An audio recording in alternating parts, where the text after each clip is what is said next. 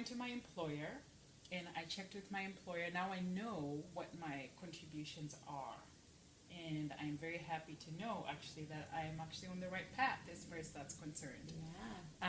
So then what would be step two now that I know what my contributions, and I actually spend some time and put together all my savings as far as like each month how much money am I spending on groceries, on my electric bills, and what my bills are. What would be then step two?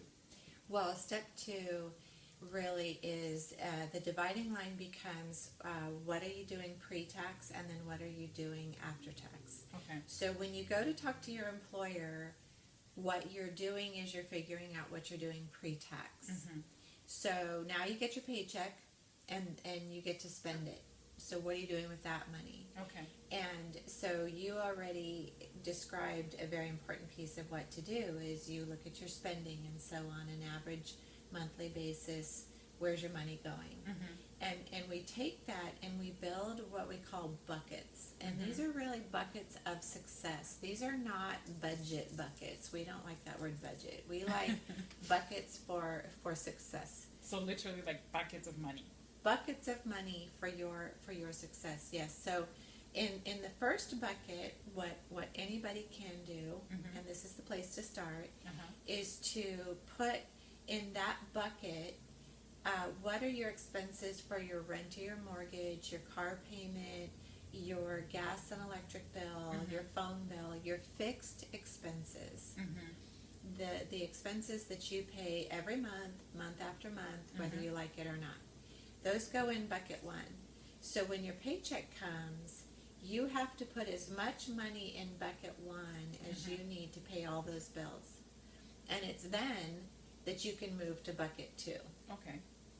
And so bucket two has in it what we call your discretionary expenses. And so as you can imagine, those discretionary expenses are what? Like what are some of your discretionary expenses that you put in your bucket number two? Probably like would that be my me money? Your Like me where money, yes. something that I would, my entertainment, for example. Entertainment, exactly. Gas money, Yep. my, I guess my self-care, like if I want to get my nails done.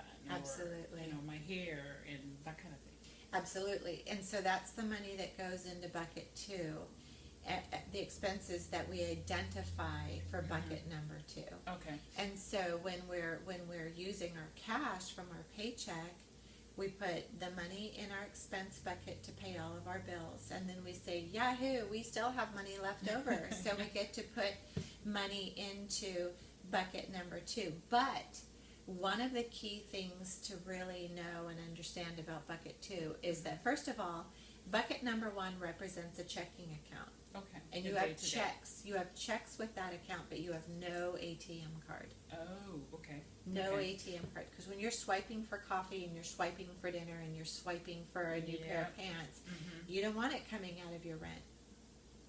You want it coming out of your money that you've already set aside after you've paid your bills. Okay. So the first bucket one is a checking account. Bucket two is also a checking account, except this is where you have your ATM card. Okay.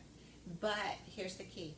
You don't put in 1 month's worth of money into that bucket.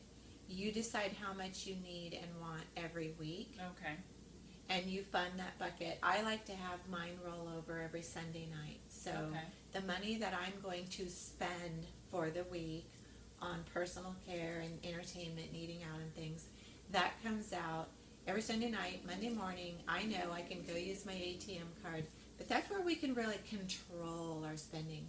So a lot of times we're getting paid and we're paying our bills, and then there's nothing left over, and we say, I don't understand it. How come there's never anything left over to move Absolutely. into bucket number three, which is the Absolutely. savings bucket? The rainy day fund, as I call it. Yes, Yeah. exactly. Yeah. And so when you set up your bucket number two, what did you discover there in your spending? Oh my gosh, it was eye opening to me to find out, especially for my grocery shopping, right? Right. I like to go to Whole Foods because I like to eat organic, but I never actually sit down to look at how much money am I spending every month.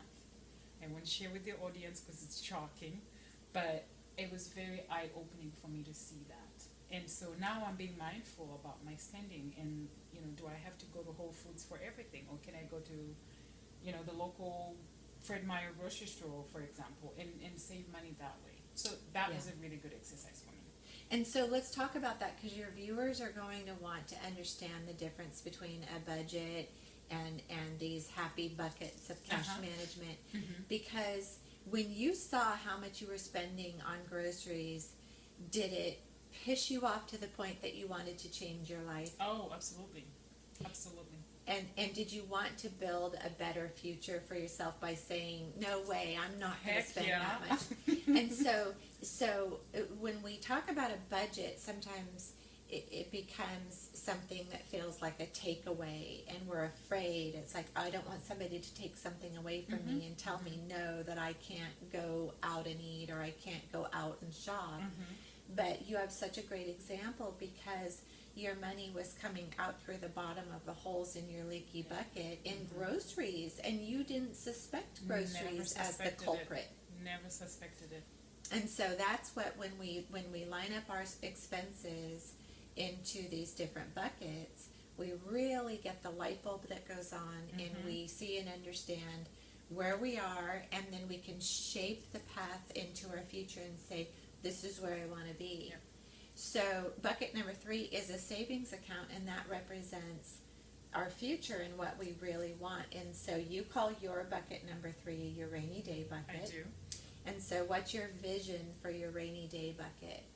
So for me, I'd like to boost it to a certain amount of money that I know, if God forbid I lose my job, that I have enough money for maybe 6 months or more, where I'm able to pay my rent, and all the other expenses. Yeah. So that will make me feel comfortable and financially secure.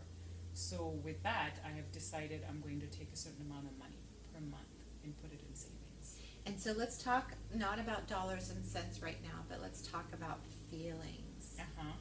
When you don't spend a lot of money on groceries, and you move that money instead to your rainy day bucket, so that if you lose your job, you're going to be okay, how do you feel? Oh my God, I feel relieved.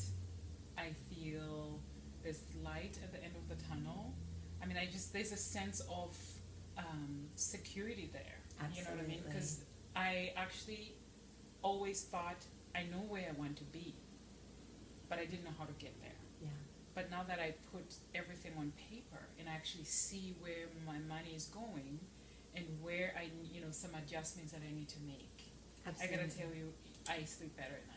I love knowing that, because a lot of people, they'll approach money management with fear and trepidation, feeling like, that there isn't enough, and that their life is going to have to change in some dramatic way that feels painful.